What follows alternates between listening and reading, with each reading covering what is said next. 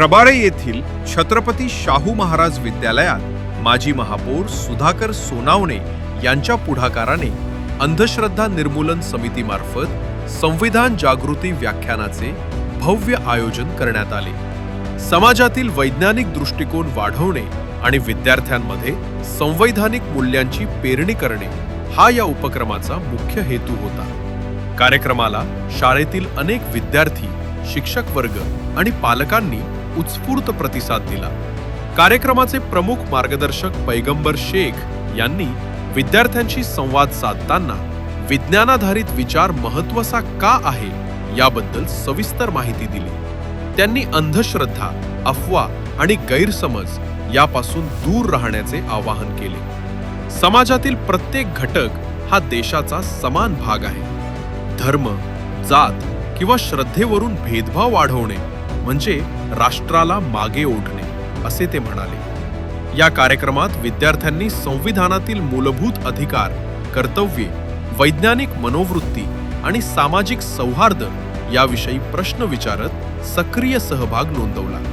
काही विद्यार्थ्यांनी संविधानातील प्रस्तावना वाचून दाखवली, तर काहींनी स्वातंत्र्य, समता आणि बंधुता यांचे महत्त्व सांगणारे छोटे भाषणही दिले। शाळेच्या प्राचार्यांनी सोनावणे यांच्या उपक्रमाचे स्वागत करत विद्यार्थ्यांना अशा प्रकारच्या जागृती उपक्रमांची आजच्या काळात अत्यंत गरज असल्याचे सांगितले। कार्यक्रमात सुधाकर सोनावणे यांची विशेष प्रशंसा करण्यात आली। पैगंबर शेख म्हणाले, सोनावणे सर शिक्षणाच्या क्षेत्रात अत्यंत मोलाचे काम करत आहेत। राजकारणात मोठ्या पदावर असूनही त्यांनी शाळाचा विकास, विद्यार्थी कल्याण आणि समाज जागृती या गोष्टींना नेहमी प्राधान्य दिले आहे। सर्वांना सोबत घेऊन काम करणारे ते दुर्मिळ नेते आहेत। सोनावणे यांनी आपल्या संबोधनात विद्यार्थ्यांना संविधानाचे महत्त्व समजून घेण्याचे आवाहन केले। त्यांनी सांगितले की देशाची प्रगती ही तरुणांच्या विचारांवर अवलंबून आहे। वैज्ञानिक दृष्टिकोन आणि संवैधानिक मूल्ये अंगीकारल्यास समाज अधिक प्रगत, जागरूक आणि समानतेकडे वाटचाल करणारा बनेल। कार्यक्रमाचा समारोप विद्यार्थ्यांनी संविधानाच्या प्रस्तावनेचे सामूहिक वाचन करून करण्यात आला। आपका कोई भी धार्मिक विधि, धार्मिक कार्य साइंस को छोड़ के नहीं हो सकता है, ठीक है। तो आज जो धार्मिक विधि या कुछ अंधश्रद्धा है उसी को फैलाने के लिए साइंस का इस्तेमाल किया जा रहा है। लोग आईफोन से रील बना रहे हैं, ठीक है, और किसी के शरीर के अंदर कुछ आ रहा है, किसी के अंदर पीर आ रहे हैं, किसी के अंदर देवी आ रही है, देवता आ रहे हैं, ठीक है, ऐसी हालात हो रहे हैं। तो मुझे ऐसा लग रहा है कि इसके पीछे की जो टेक्नोलॉजी है उस टेक्नोलॉजी के अंदर लोगों ने जाना चाहिए और उसके अंदर का जो साइंस है उस साइंस को खोद के निकालना चाहिए, तभी इसके अंदर बदलाव आ सकता है।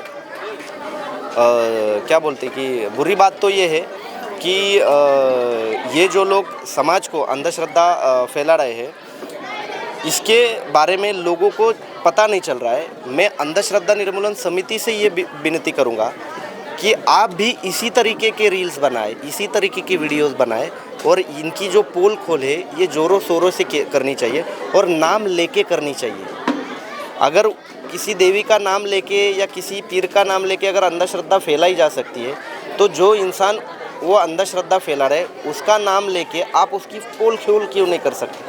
तो हमें नाम लेके ही पोल खोल करनी पड़ेगी, ऐसा मुझे लगता है। आर्टिफिशियल इंटेलिजेंस का जो यूज है उसका गलत तरीके से बहुत कर रहे हैं लोग, और जो बड़े पैमाने पे जो देश की जनता है वो उसको पता नहीं कि आर्टिफिशियल इंटेलिजेंस है या सच्चाई है, तो उसके लिए किस तरह से काम किया जाना चाहिए? देखिए, इस देश का जो संविधान है, जब डॉक्टर बाबा साहेब आम्बेडकर ने लिखा था तो डॉक्टर बाबा साहेब आम्बेडकर ने कहा था कि यह संविधान अगर मैं लिख रहा हूँ और इसको फॉलो करने वाले लोग अगर बुरे हो गए तो ये संविधान कभी अच्छा नहीं होगा, लेकिन अगर ये संविधान फॉलो करने वाले लोग अच्छे हो गए तो ये संविधान दुनिया का सर्वश्रेष्ठ संविधान होगा, ऐसा डॉक्टर बाबा साहेब आम्बेडकर ने कहा था। तो वही चीज़ एआई के लिए भी लागू हो रही है। एआई एक बहुत अच्छी चीज़ है, टेक्नोलॉजी है, उस टेक्नोलॉजी का अच्छे तरीके से इस्तेमाल करना चाहिए, ना कि उस टेक्नोलॉजी का इस्तेमाल करके लोगों के अंदर भ्रम फैलाना चाहिए।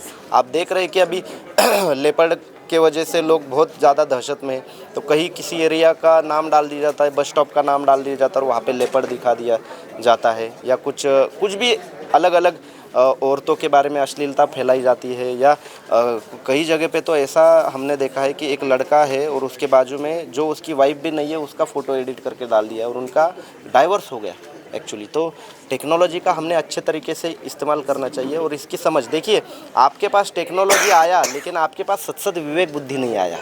तो मुझे लगता है कि लोगों के अंदर सत्सद विवेक बुद्धि पहले आना चाहिए, बताने के लिए कि आपके पास माचिस दी गई है, ठीक है, लेकिन उस माचिस से किसी का घर जलाना है या किसी का चूल्हा जलाना है वो तो आपको ही सोचना पड़ेगा ना। नहीं, ये अंधश्रद्धा निर्मूलन समिति ने यहाँ पर जो कार्यक्रम आज लिया था, संविधान का जागर, और उसमें पैगंबर शेख नामक जो शिव व्याख्याता जिसे कहते हैं उनको यहाँ पर बुलाया था, क्योंकि जो संविधान है वो संविधान सिर्फ मतलब मानने से या पूजा करने से उसका हमें कुछ नहीं मिलेगा, तो उसके बारे में सखोल जानकारी मिलनी चाहिए, और जानकारी होगी तब ये जो दो समाजों में अलग अलग प्रकार का जो द्वंद्व तैयार किया जाता है उसको कहीं ना कहीं अगर रोक लगानी है तो संविधान के बारे में इस प्रकार की जागृति होना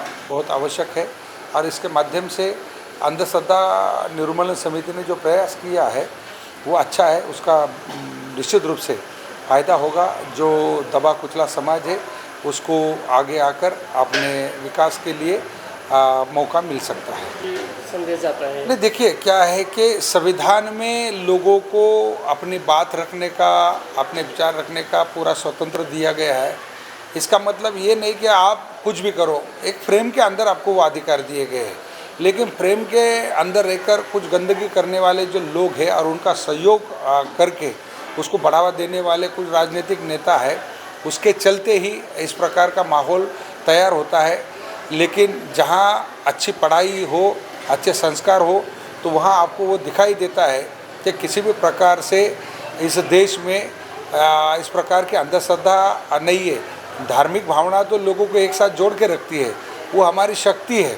धार्मिक भावना कोई गलत नहीं है, और धर्म को अलग अलग जगह में पूजने का, उनको मानने का पूरा अधिकार, पूरी स्वतंत्रता जो है हमारे संविधान ने दी है, लेकिन उसका हमें फ़ायदा उठाना चाहिए, गैर फ़ायदा नहीं उठाना चाहिए। कुछ लोग गैर फ़ायदा उठाते हैं, उसके चलते माहौल होता है। तो इसे जो ब्यूरोक्रेसी है, ब्यूरोक्रेसी को अपना जो कर्तव्य है वो नेकी से और निष्ठा से पूरा करना चाहिए, जहाँ वो थोड़ा कम होता दिखाई देता है।